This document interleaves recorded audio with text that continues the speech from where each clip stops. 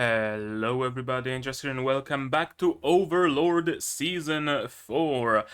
As you can see, I yet again have fun going on in the background because we had a nice couple of weeks of a fine summer weather, the kind where you can go out, grab some ice cream, take a walk, but not come back home completely boiled in your own sweat. Now we are back to tropical climate in motherfucking Poland. uh yeah, climate change is real. So I gotta say about it. It's real and I fucking hate it. But yeah, let's not talk about that. Let's talk about Overlord Season 4. In the previous episode, we learned that Nazarick is already conspiring with Princess Renner, or at least Albedo is. From what I read in the comments, and some people told me, that started even way back when, in season. What was it, season 2? In the Men in Kingdom arc, right? There was a scene where Demiurge said that he wants to go to the capital for a moment and can he excuse himself, and that's where he made contact with Renner, if I'm not mistaken, and also that's why Climb was supposed to be left alive. I thought it's to not anger Renner, maybe, although why would Nazarick give a damn about Renner being angry? But no, it seems like they already were working with Renner back then. Now we just have a straight confirmation of that. Hilma gathered some nobility, some lesser nobility from what I understand, not like important princes and barons and whatnot, but rather nobility from the name only, the kind of nobility whose daughter, what's her face was, the one who was killed by Shaltir in the Colosseum, one of the workers. That kind of nobility that technically have a noble title, but they don't really have any land, they don't really have any strength. But the dude who wanted to organize the whole party is very much happy because he just doesn't know any better, because he's just a tool, and as a tool, he's going to be used for what purpose? Nefarious. But besides that, what purpose exactly? I don't know, and I'm assuming we are yet to see that. Perhaps in this episode, perhaps in the future. That too remains to be seen. Does anything else need to be mentioned? Renner got some weird cube from Albedo. It's probably no good. There's probably like a tactical nuke hidden inside or something. I've no clue. But yeah, it's going places. Renner is going places. Also, one thing I heard is that apparently something's wrong with my fan. I hope it doesn't break, but it makes some weird noises. Apparently, Albedo already thinks highly of Renner, right? Thinks of her that she could even become a floor guardian. Not a floor guardian, but like an area guardian. So, hey, that's interesting. Nazarick usually has like a complete and utter disdain for humans, Albedo most of all. So the fact that she thinks so highly of a human, whoever that human might be, is very, very, very telling. I'm making sure real quick that I got the correct episode. Episode 2. Yeah, episode 3. Okay, great. Is it episode 3 though? It is episode 3. Okay, hopefully my fan doesn't die on me. Are you gonna, or are you not? Hopefully not. With all that, one more thing of housekeeping. There's going to be a poll, probably already up. I'm gonna have a video made on that poll, what's gonna be replacing Review Starlight. So go check that video out. If you're my Patreon supporter for $5 or more, you can even vote in that. So that's something you can do. Some cool anime made it to that poll, like. Scrapped Princess, Madoka Magica, Scat Dance, what else? Made in Abyss. Some cool stuff that I'm looking forward to watching. But it depends on you what exactly I will watch. And with that, I'm gonna finally start watching episode 3 of not Review Starlight, of Overlord Season 4, version by Subspace as usual. I'm gonna give you your subs again as usual. Why are you running? My own sound and a reminder of support. I already kind of told you about it, but you can support me on Patreon monetarily in the description. On Throne, it's something new I'm experimenting with, or just by sharing my content. It doesn't cost even a dime, but helps the channel really, really much.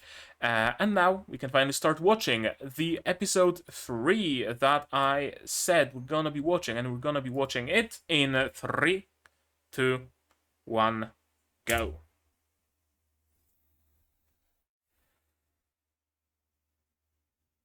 Right, and the staff is apparently a world-class item, if I'm not mistaken.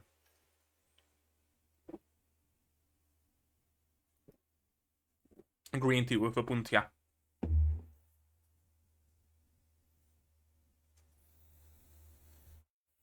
Ginnukakap. Okay. Okay, so it prevents brainwashing. That's cool. Aww. The first time his daughter is out alone.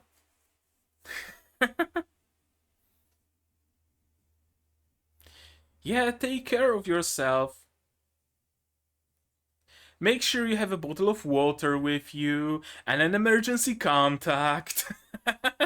And that your phone is charged. Eh.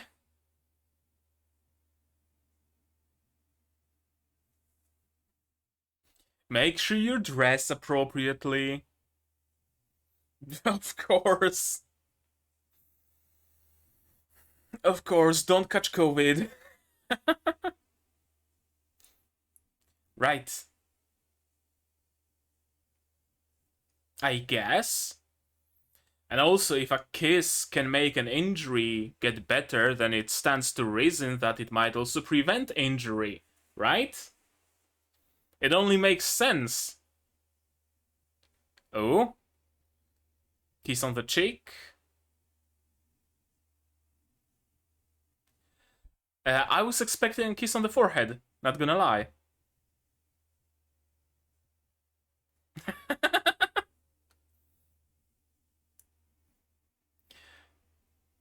I guess Fifth isn't here because she'd join the crying party immediately.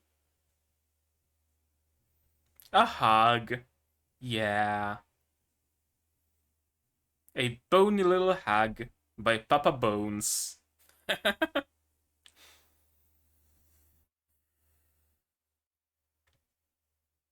I really like how, with each passing season, Ainz is getting closer and closer and closer to the Floor Guardians and to everybody else.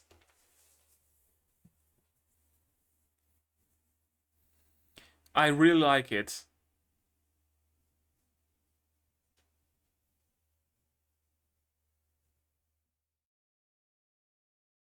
They're praying to a menorah. A reverse menorah, I guess, because it goes like this and not like that. No, menorah is even, isn't it?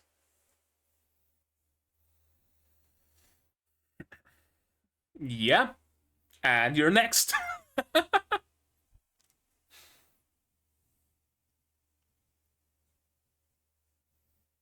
What are those floating books?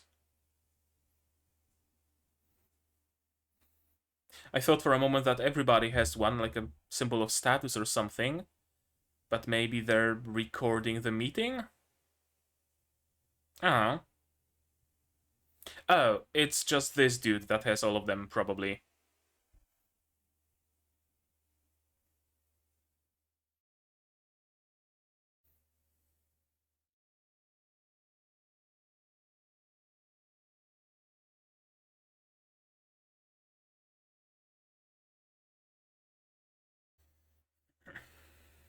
You're all dead.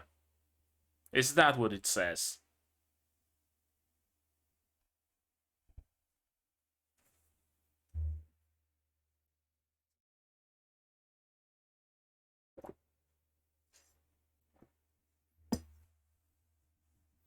Oh.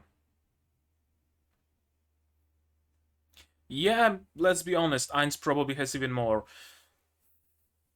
500 is just something he keeps on him as his bodyguards. Don't anger him. That's literally all you can do. Just be subservient.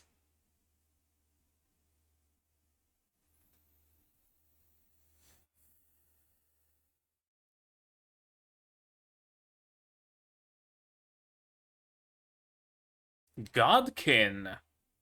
Demigods? Oh, we've seen them in season 2 or 3. I think season 2. No, wait, season 3. I don't know, we've seen them. The girl was playing with a cube and talking about how she wants to be impregnated by Ainz.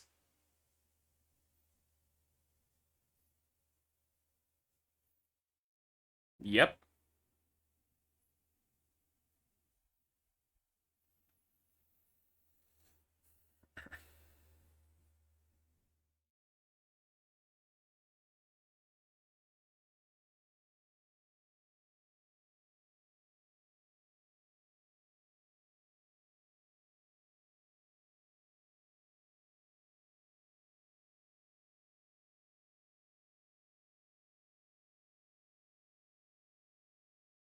Yeah.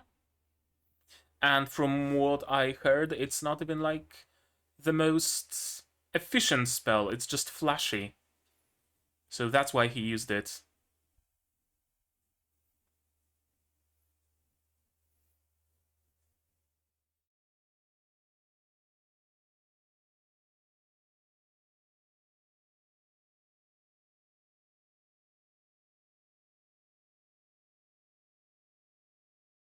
But alas.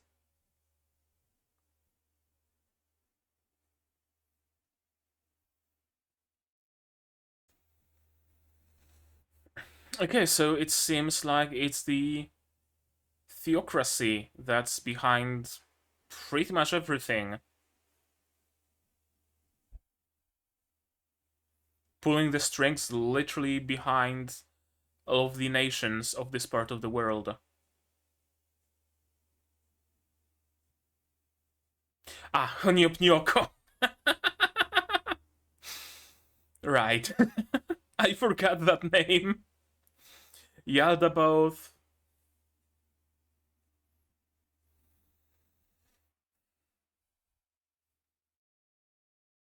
Could they all be a part of the same group, mayhaps? Yeah, they're onto something. They're onto something.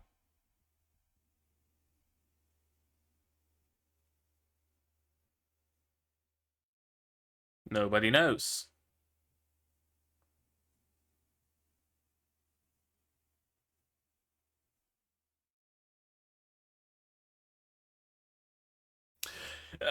Well, about that, my dude. About that. I have a feeling that ain't gonna fly either.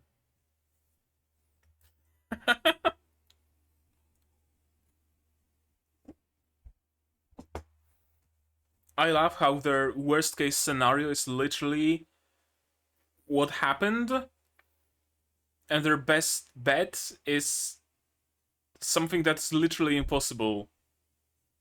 Amazing. Yeah, just stay low. Just stay low, gather information.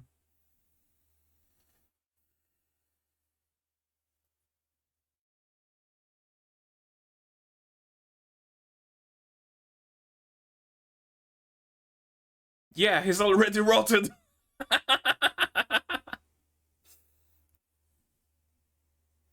Yeah.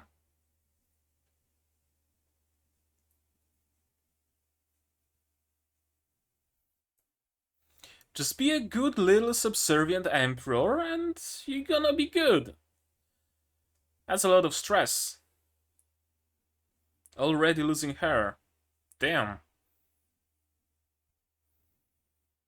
Is he gonna be bold by like the time the final volume of the light novel releases? Bold or dead?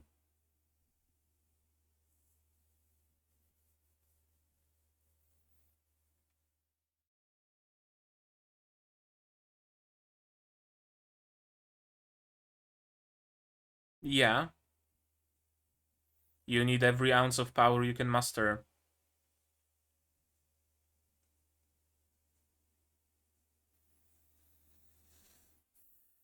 Let me guess, merchandise from the Sorcerer Kingdom.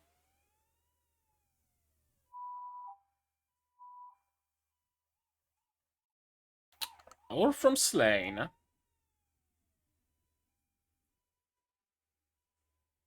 Doubt that's gonna help you, but sure.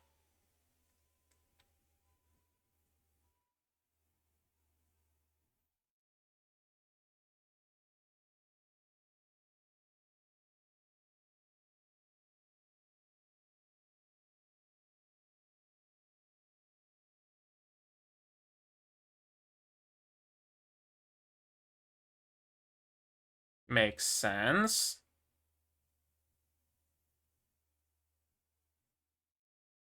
They're still people. Yep.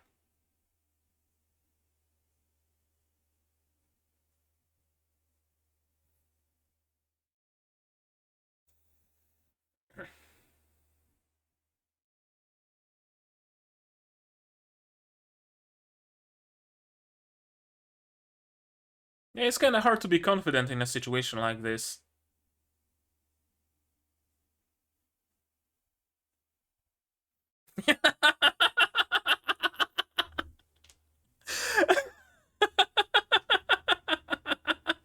Yeah. Yeah.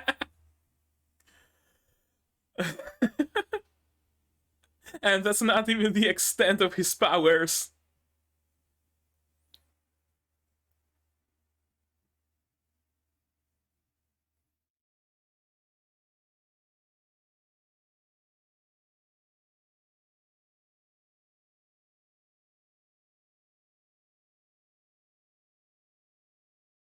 Doubt.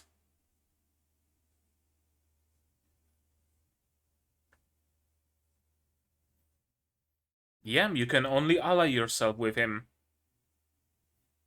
It is. Very much so.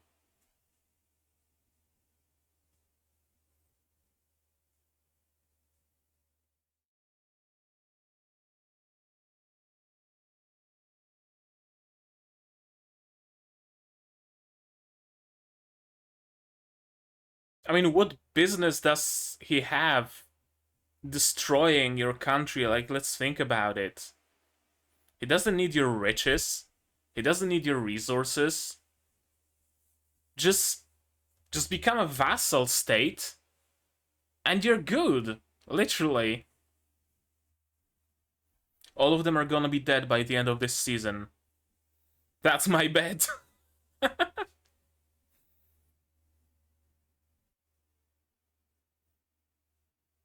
A bard?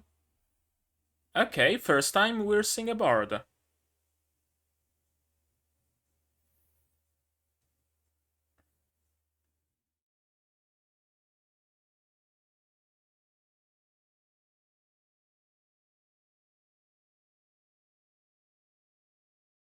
An inhuman? Interesting.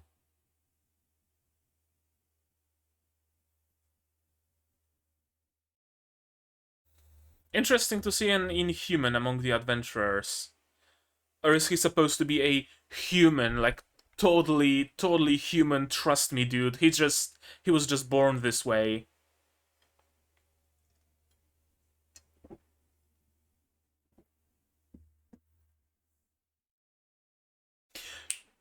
Didn't we see Ainz fight on this arena? Is Ainz just gonna drop by to fight?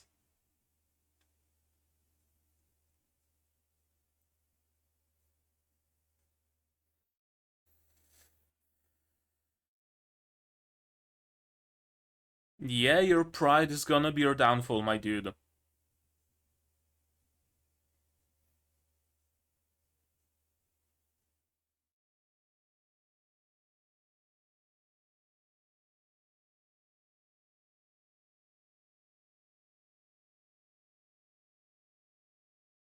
That's actually a good idea. Break the lock so that the priests can't, like, lock themselves in.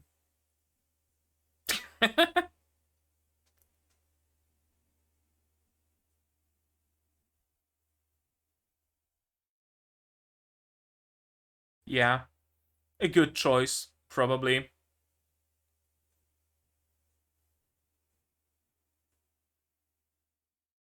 No, we good.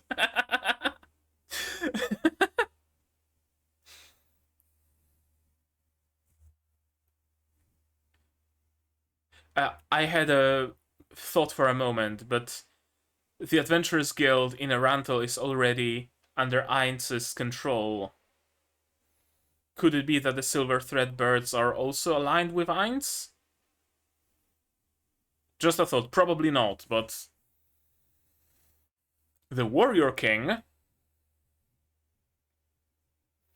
Who's it gonna be? Who's gonna drop by? Ainz? Cocytus?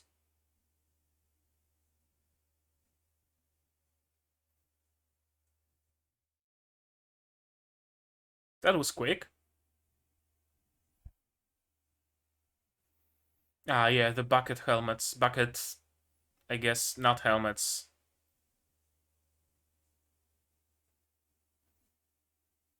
And ventilation shafts.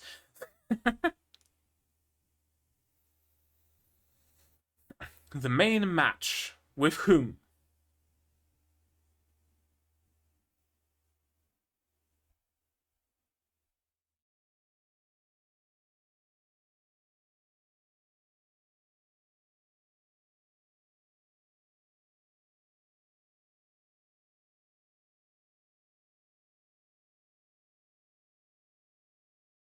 Okay.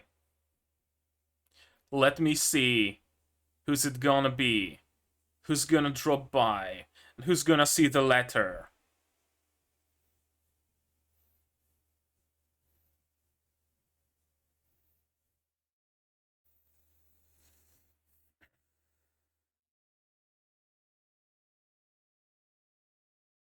Right.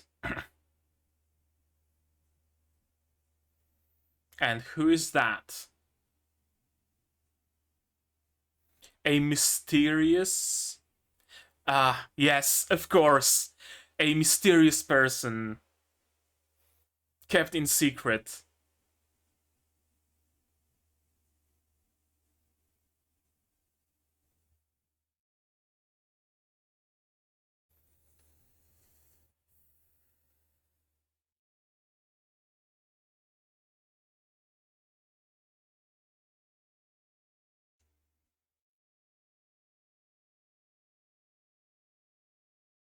Ainz?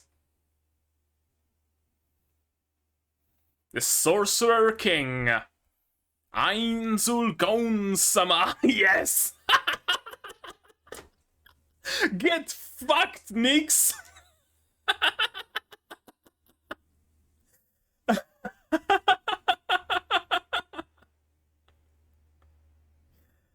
uh, Yes, Way.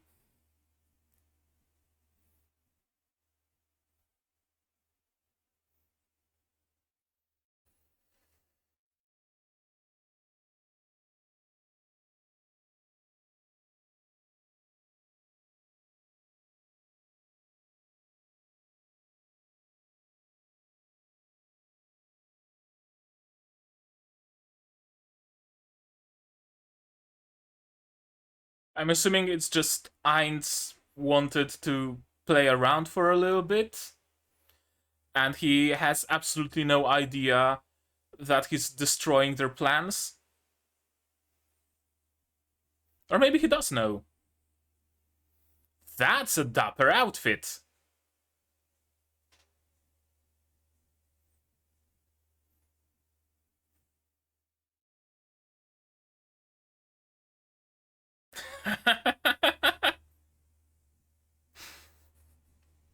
Probably not.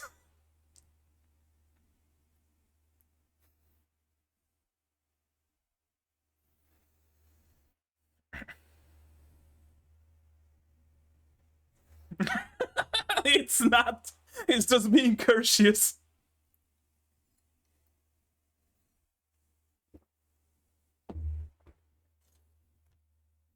Sure.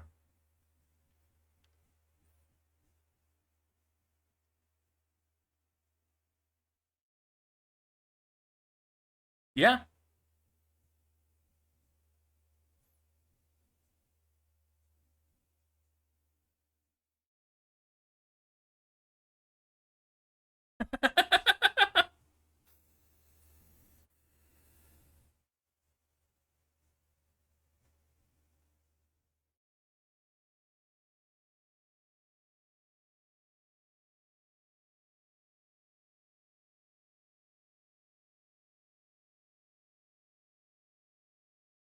Nothing, but he probably should have, let's be honest here.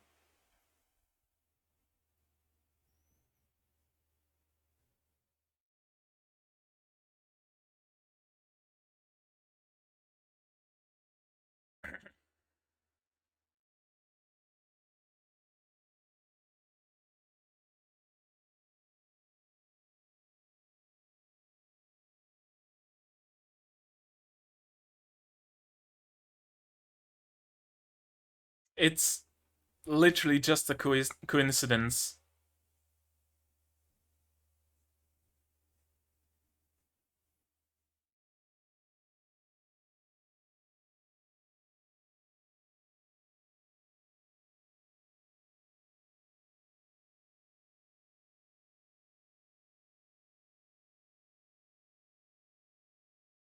Probably a good idea.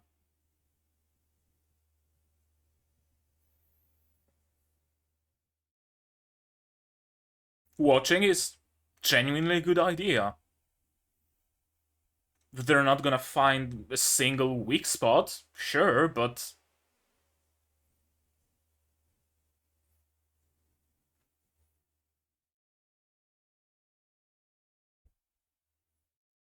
Onion King! Onion Knight, sorry.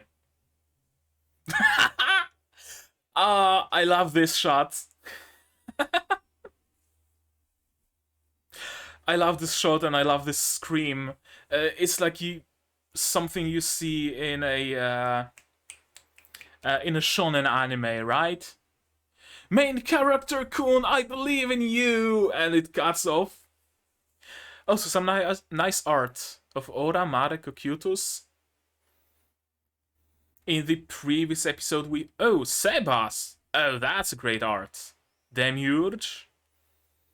In the previous episode, I think we've seen different people in the ED.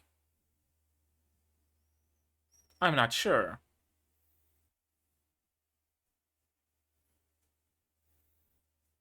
Or maybe I didn't pay attention. I don't know.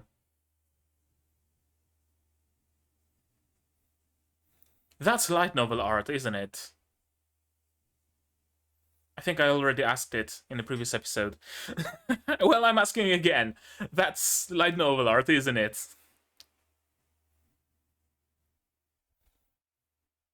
Doctor Movie Madhouse. My camera is pointing a little bit too high. I just noticed. Oh well, whatever. Oh, that's it. No after credit scene. Interesting. Interesting. I'll be honest. Haven't had this much fun in a good while. Thumbs up. Amazing episode. Absolutely astounding. Okay, yeah, full screen. And let's play it from the beginning. No, sorry, that's not how the line goes. Let's go through it again. Shall we? Yes, we shall. This CG isn't looking that bad. It's really not bad. Much better than in seasons past. In seasons past, that's for sure. Not always, but for the most part, when they do this like a little bit of a pastel filter on top, a little bit of bloom, it genuinely looks good. And on stills, especially, it looks indistinguishable from 2D for the most part. There is still the issue of a little bit more detail being visible in the back, but whatever. Whatever, I'm just glad we're not getting a repeat from the Goblin Army. So, hey. We haven't seen them moving en masse, but I'd be curious to see if their movements are synchronized or not. Right, we still haven't come by the people who brainwashed Shaltir. That's true. Gindun Gagap. The names of those items are something else, aren't they? On one hand, you have the downfall of castle and country. On the other, you have Ginnun Gagap.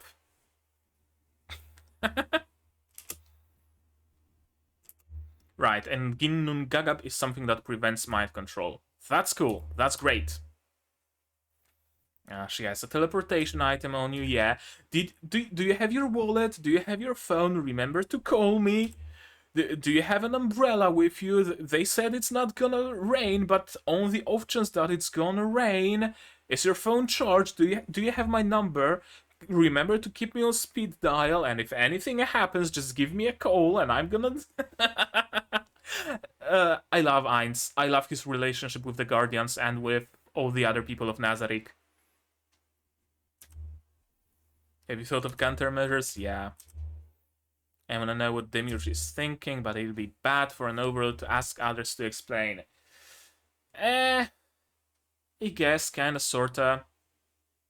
What Ainz should do, I think, what Ainz should do is have like a weekly stand-up.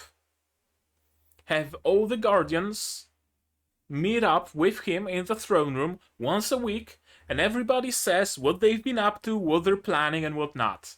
Oh, it's not that I need an explanation. I can see entirely through your plans, Demiurge, but I would like you to explain things to the other floor guardians so that they may be able to help you, or they might need your help with something, right? Something along those lines. That's what I would have done. Yeah, unknown disease, of course, a kiss. And what do you know? Ainz complies. A kiss on the cheek, but it's still a lot to Albedo. Also, I don't think... No, the inhibition didn't... The inhibition didn't start, did it?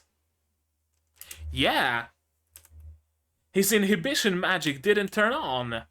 Interesting. I wonder if it's something that just they didn't do it here to not like break up the comedic moment or something, or is it actually that Ainz is slowly changing and maybe the inhibition magic is slowly triggering less and less or something along those lines.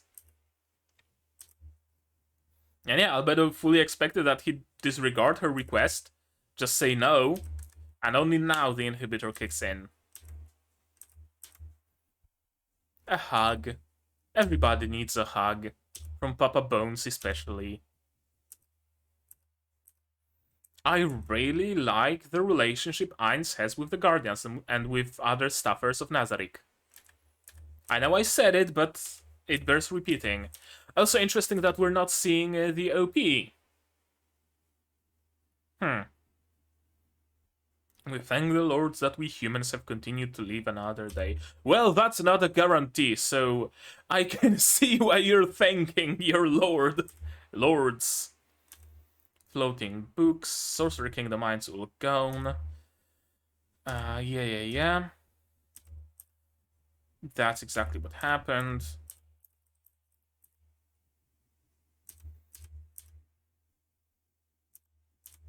Okay, 500 undead estimated to surpass the difficulty of 100. I'm assuming that's not even like the main, like, not even like the elite force of Ainz. It's like grunts. I'm assuming he took the Death Knights with him to the Cat's Plains because either A, he already had enough of them, or B, they were really quick to summon. And if he wanted to build an actual army to wipe out humanity, he'd just spend like a month summoning, but he'd summon an army of monsters 5 times as powerful. Probably. Let's be honest here. Illusion magic? No. No, probably not. Dark Knights in the Sorcerer Kingdom's capital? Yep. They certainly are there. One of them is a buddy with Hamske. What action can we take? None. None. Literally none. Say it's sheer madness to think a human can go against a few hundred Death Knights. Indeed. Godkin. That's interesting. Godkin, I'm assuming demigods. Born of a human and a god. Or perhaps like lesser deities. Godlings. Something of the sort. 2 Godkin would be enough to fight against an army of Death Knights. Okay, they might be able to fight against an army of Death Knights. Again, problem is, Death Knights aren't Ainz's trump card.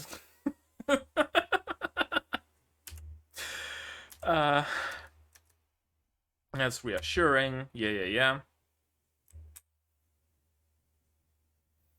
Raymond, what are you hiding? Yeah, what are you hiding, Raymond? What are you hiding? Ah, right. Why did she go into seclusion? She witnessed a power that even Godkin cannot defeat. 1? Such power? Or more? I'm assuming that every single floor guardian is about enough to wipe out both the Godkin in an even combat. That's my assumption at least. Or maybe like in a 1v1 at least. One floor guardian could just slay a Godkin. But I guess she just saw Ainz and his true form, his true power.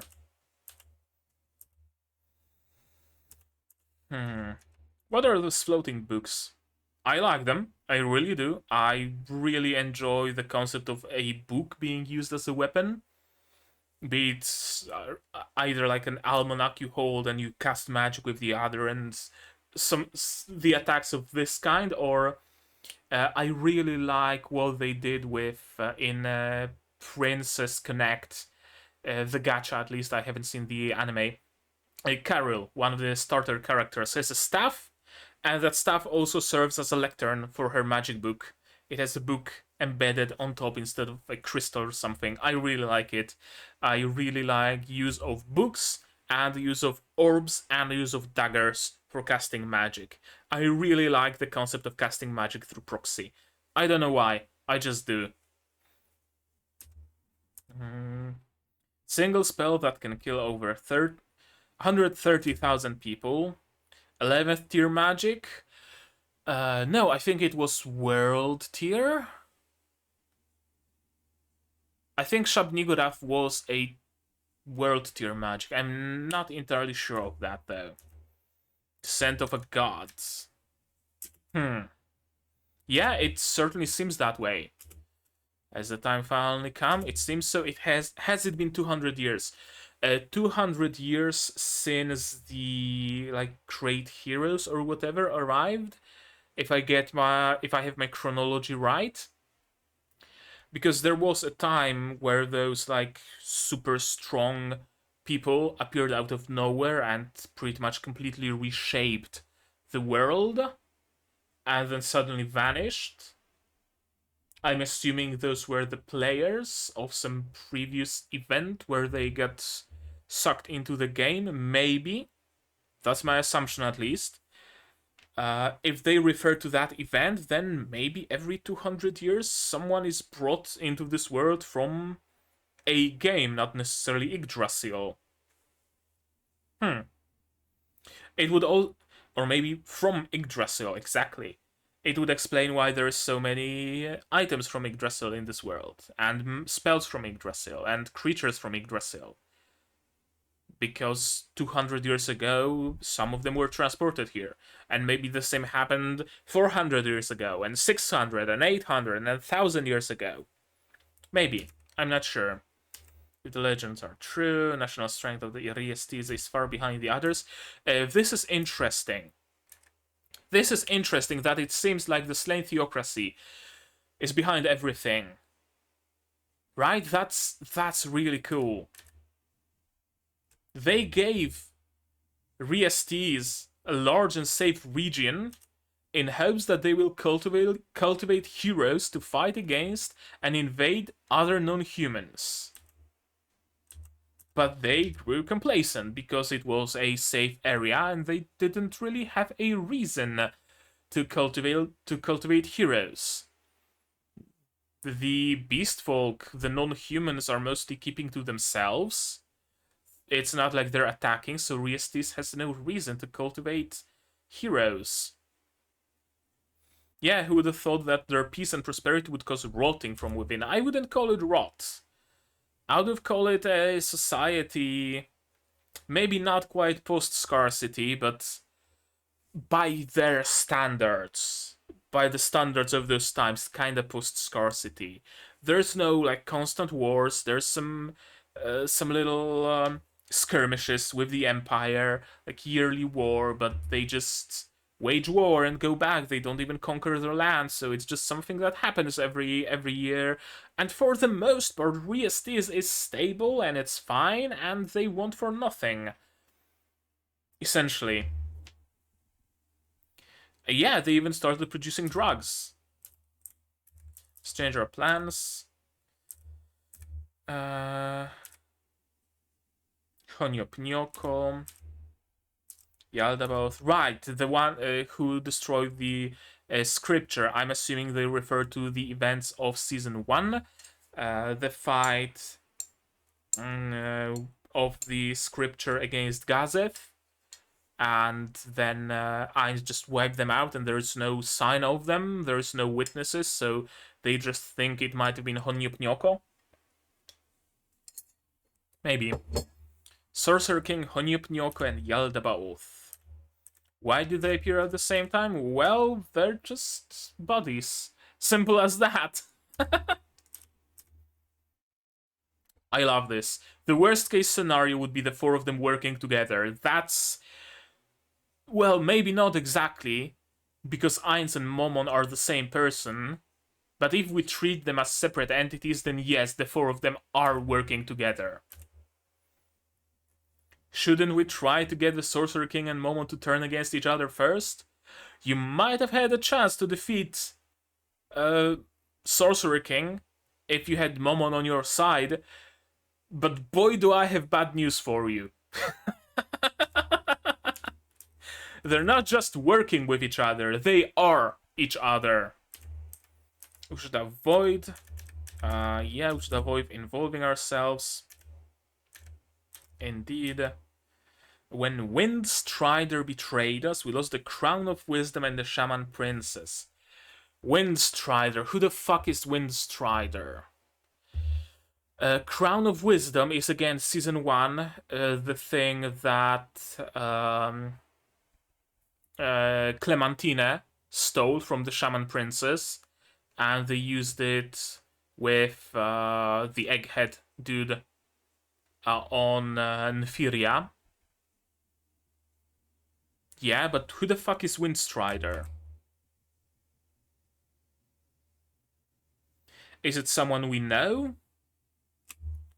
Do they refer to Clementina as Windstrider? She was a former Black Scripture, wasn't she? Yeah, if I have my facts straight, Clementina was a former Black Scripture. Oh. We also lost the Sunlit Scripture to the Sorcerer King, yep. Kaere was lost because she was killed by Honyopnyoko's lance. Yeah, there's no need to roast meat in front of a sleeping dragon. The dragon's asleep, and he's just trying to figure out his kingdom, so you have time. Just don't do any rash moves, and you'll be fine. Like, literally. Literally. At least the Empire. I'm not sure what the theocracy will do in the end. They seem much more wary. But at least the Empire and Jirkniv, they're literally marching to their own doom. Jirkniv is marching his own empire into its own doom and into his own demise. If he just stayed in his palace and did nothing, literally do nothing, you don't even need to like send tribute to Ainz, just do nothing, just exist, and Ainz will have no reason to attack you. Open a trade route, and that's gonna be great. Ainz needs trade, right? Be all buddy. Ainz has literally no reason to destroy you. There's no benefit to conquering the Empire. There's no benefit to killing you. You don't have any resources that Ainz wouldn't already have access to. You don't have any money that Ainz wouldn't already have. You can offer him nothing. Just exist. And you'll be left alone. Simple as that, really, honestly. That's why I'm killing mosquitoes, but I'm not killing spiders. A spider is just chilling in the corner of my room and does nothing. A mosquito is annoying and bites me. Right?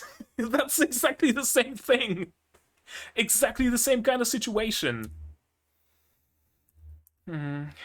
I love the slow mental decline into insanity of Jirkniv. His loss of hair, his complete and utter fall into madness. The elites of the Empire all want to resign. Gee, I wonder why. Perhaps because they're afraid that they're gonna be the first ones to be on the front lines in a fight against Ainz. Because you're a stupid-ass bitch who wants to fight Ainz for some reason. They lost their will to fight. Well, it's really no wonder. Yeah, spending sleepless nights shaking in fear. Again, that's no wonder. That's what they're doing. Because it had to be traumatizing. I mean, 130,000 people just falling dead, and then CG monsters are raising from the black goop and trampling even more people. I'd be pissing myself every night if I saw it. Merchants contacted us. I'm assuming merchants is just a cover for messengers from the theocracy. Oh.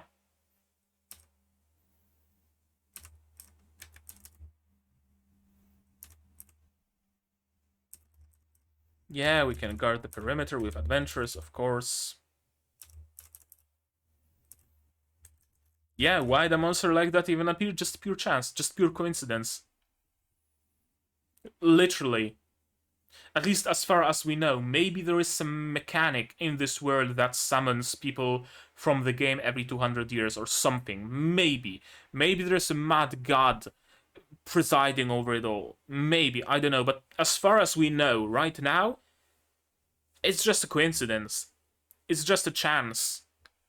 If Ainz wasn't the last person in Yggdrasil, if it was Buku Buku Chagama, you'd be in pertractations with Buku Buku Chagama right now, not with Ainz. It really is that simple. Jirkniv is really looking too much into things, trying to find an explanation where there is none, trying to find some plans and some, some works where there are none. And that facilitates his descent into madness even further, because he cannot explain the things that are just unexplainable, that just cannot be explained. Or rather, the things whose explanation is just lol random. Knights can only tremble in fear. It's true that I asked him to cast some magic for us. But yeah, I mean, casting magic wasn't the start of anything. Ainz had this power all this time. It's not like you gave him the power or anything of the sort. I guess he's saying that because I asked him to cast magic and it was way too powerful, so now all my knights are wetting their beds every night because they've been traumatized and nobody wants to fight for me and the whole world is in disarray because such a powerful entity has appeared. I guess if that's what he means, then he is correct. He asked Ainz for some powerful spell, and he got one powerful spell. Tell ya what? Yeah? I don't plan to give up yet. You should. You really should. He's not an entity that man can hope to defeat. Yeah. Isn't going against the Sorcerer Kingdom a foolish thing to do? It is. It very much is. If he wishes to destroy the Empire, that's a big if. There's no guarantee of mercy, even if we surrender willingly. That's why. But here's the thing. You sit on your ass, you do nothing, you become a vassal state. Ainz decides to wipe you out in 50 years. Because it strikes his fancy. That's 50 years of your continued existence. You go against Ainz next year, you get wiped out next year. You get wiped out one way or another, but only one direction to head for will ensure that you can live for as long as possible, even indefinitely. Because if Ainz just never decides to wipe you out, your empire will never be wiped out. I don't know. I know that Jirkniv is just descending into madness here, but I'm really not entirely getting his logic. I really am not.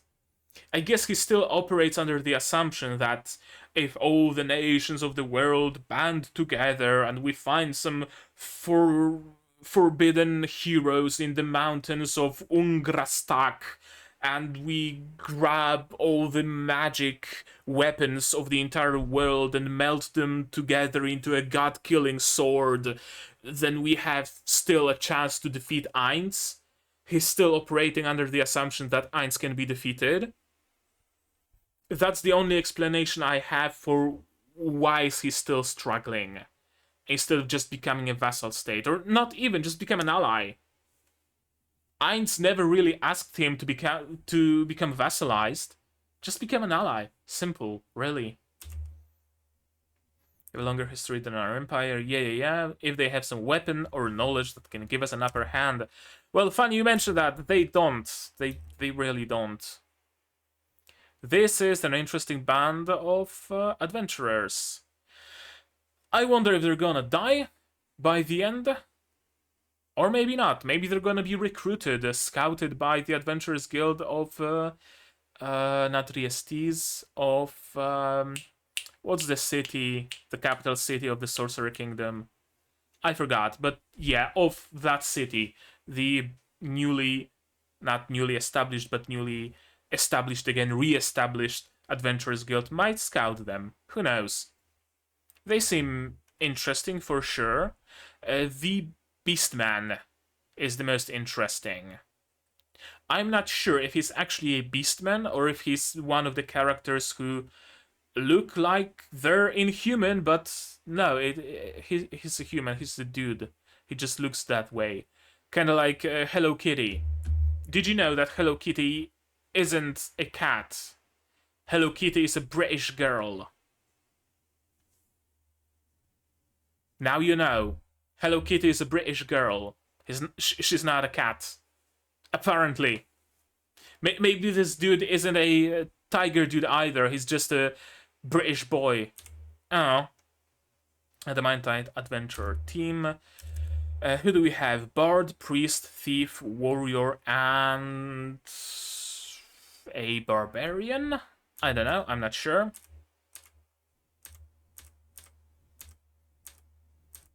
Warrior, Unkei, and the last one.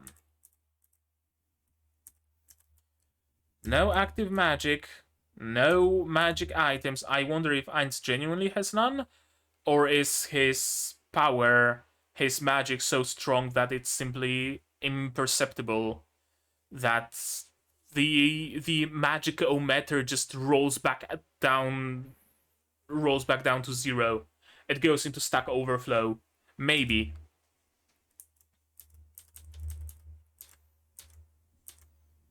I like them. I like those adventurers. No, don't destroy the door. And he just spits out what they usually do. The plan is to break the door instead of the lock on accident so we can join up. I really like the simplicity of our beast dude. I really like him. I really enjoy their whole team in general. And I love how they just instantly bail when Jerkniv threatens them to drag them into the muddy politics. I no longer have anyone highly skilled and knowledgeable by my side. True. True, I mean, you have those two. They're strong. The girl who covers half her face, I'm assuming she just ran. She just no longer wants to have anything to do with him. Because if I'm not mistaken, the deal was that she will keep being Jirkniv's bodyguard as long as it suits her. When shit hits the fan, she's allowed to just run. And so she probably is living in some cottage somewhere in the countryside right now. Because she witnessed Ainz and she wants to have absolutely nothing to do with it. That's my assumption. And yeah, the wizard dude is at the beck and call of Ainz. So it stands to reason that Jerkniv has absolutely nobody besides those two muscleheads. Priests have arrived.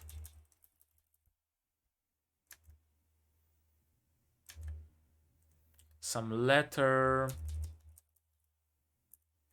When he was coming forward and then turning back, I fully expected that he's gonna open his eyes and everybody's gonna be dead, and like Matt is standing there with a bloodied staff,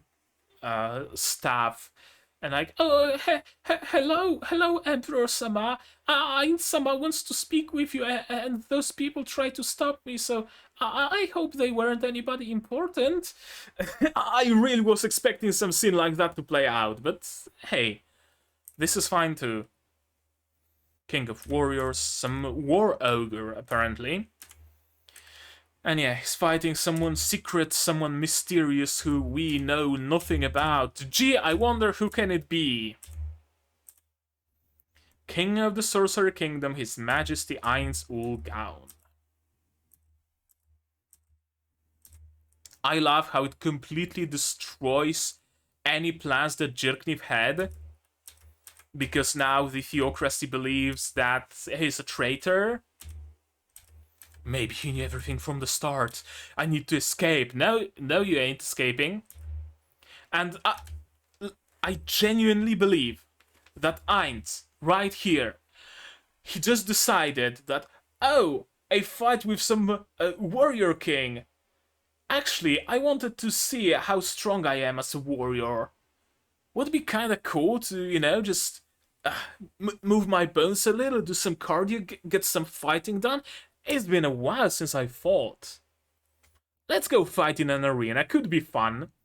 And he just went there on a whim, and he appears here to genuinely just pay his respects to Jerkniv. Like, hey, yo, Jerkniv, haven't seen you in a while. And he's entirely genuine here? Oh, are those your acquaintance? I haven't seen them. Care to introduce me? Test of loyalty? No. No, it's not. I hope you stay in good health. He probably, genuinely does say it out of courtesy. It's not a veiled threat or anything. You seem a bit pale. Are you feeling unwell? He probably, genuinely asks him, hey, is anything wrong? Dude, you look like you're fainting. Is anything fine? Do you want a health potion or something? And then he just fucks off the fight. And that's it.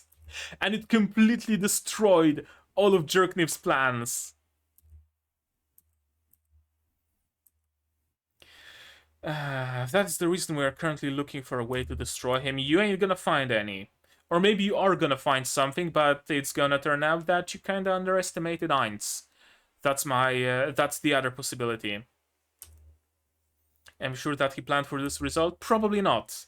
Or, I guess another possibility is Demiurge is just playing 5-dimensional chess here. He saw it coming, and he told Ainz that, oh, ainz-sama, I have an admission form to a coliseum. Maybe you could go there and fight in an arena in the Empire to show yourself to the people, to do some good PR, show them how strong you are and that you love the audience and something like that. And Ainz just took the bait and he just went there, and it's going exactly according to Demiurge's plans. But Ainz has absolutely no clue about anything, and he's just fully genuine here. Yeah, he has been a benevolent ruler. How long will it last? There doesn't seem to be an end to it. So, hey. Watching him is a good idea, though. And here comes the War Ogre, or War Troll, or something like that. Some inhuman, in any case. I love the art. I really do. Charltier especially. There we go. That was episode 3 of Overlord 4. What can I say about it? I had a blast. I really had a good time with it. There wasn't really much to, think about. Nothing to, analyze in depth. It was just a genuinely fun episode. Fun and funny. It was fun seeing how Jirkniv descends into madness. It was fun seeing Ainz's relationship with Albedo. Some moments were genuinely funny, and I'm looking forward towards what's gonna happen next. Every episode sets up something new, something that's gonna have a payoff by the end of the season, I'm assuming, and I'm very much looking forward to that payoff. What else? What else? Actually, why don't I take my notes and note down some predictions, because I had some during this episode. Symphogear Overlord for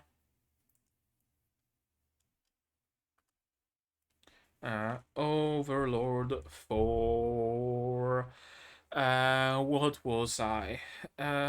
Emperor's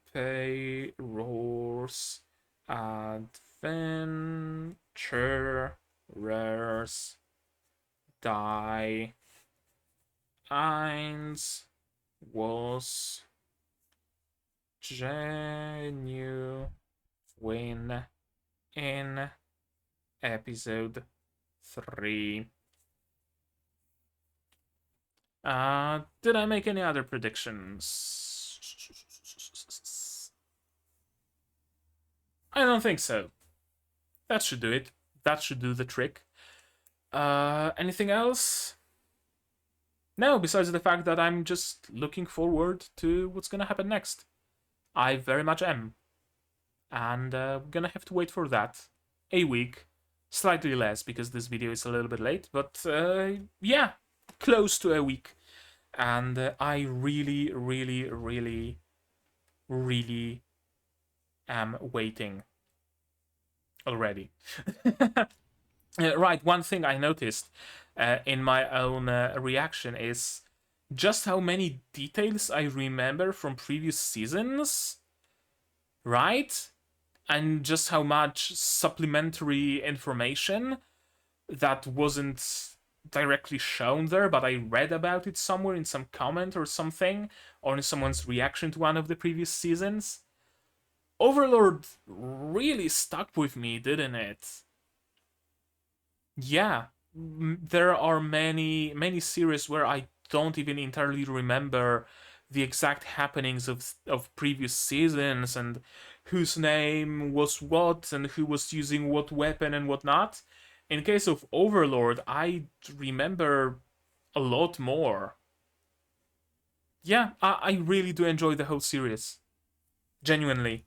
I'm gonna have to read the manga again, go back to reading it.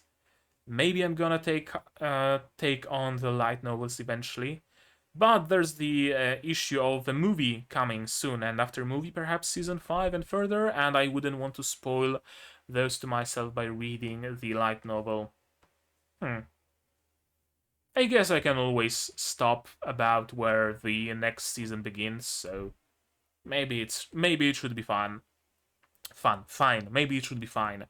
Yeah, I think right now I'm not gonna hold you here any longer. I'm just gonna end it here. So you guys, you tell me down in the comments below, what did you think of this episode, my reaction, my theories. Don't spoil me. Please, I beg of you, no spoilers. It's gonna destroy the fun for me. It's gonna destroy the fun for you. Literally nobody benefits from spoilers, so don't spoil.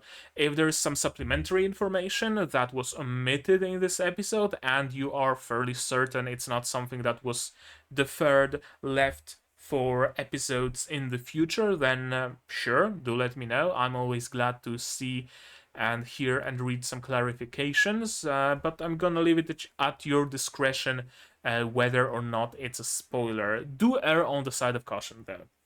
You can also talk about stuff on my Discord, links down there in the description, and also link up here. You can join there. There is an Overlord channel where you can talk about Overlordy stuff with spoiler tags, and I'm not gonna click them. I'm not gonna see the spoilers, but you will be free to talk about the stuff that you cannot talk in the comments on YouTube. Like this video if you liked it, dislike it if you disliked it, but tell me why so I can improve. Subscribe to the channel to be notified of future releases of not only Overlord Season 4, but also Hataraku Sama Season 2, Yofukashi no Uta Call of the Night, Ruby Ice Queendom, Symphogear GX, and a mystery non-seasonal show that you, yes you, assuming you support me on Patreon for $5 and more, will be voting on today. Yeah, there's gonna be something replacing Review Starlight. I reacted to the movie recently, so you might want to check it out. But there's gonna be something new. What's it gonna be? I don't know. That's a mystery to everybody, including myself. Support. Yeah, you can support the channel on Patreon in the description below for $10. $10 you get early access to non-seasonal shows like Review Starlight used to be, like whatever is replacing Review Starlight, like Symphogear GX. I guess Review Starlight is correct because the movie is still up on Patreon only, not yet up on YouTube, so hey, you might want to check that out. And for $5 you get to vote in seasonal polls, and for just $1 you get a role on the Discord server, and you also get a place in the credits that are gonna be appearing very soon, and my mouth is incredibly dry and I have nothing to drink, so forgive me if I'm slurring my speech ever so slightly. On a throne, you can pitch into some new gear for me, like a new camera or a cam link or some light setup or a stream deck or stuff like that. So that's something you might want to consider. And if you just don't want to spend any money at all, you can just share my content, spread the word, because it's free and everybody can do that. And it really helps the channel, it really helps the growth. The word of mouth really matters a lot, so I'm thankful for every single link that you might have ever shared that links to my content, of course. Like, comment, subscribe, share, all that stuff. I think I shielded whatever needed to be shielded. So that's gonna be it from me for today. And as always, you guys do all the good stuff, and I'm gonna see you in the next one. Cheers! And here's the credits I mentioned. The list is keep getting bigger, and you can help expand it even further.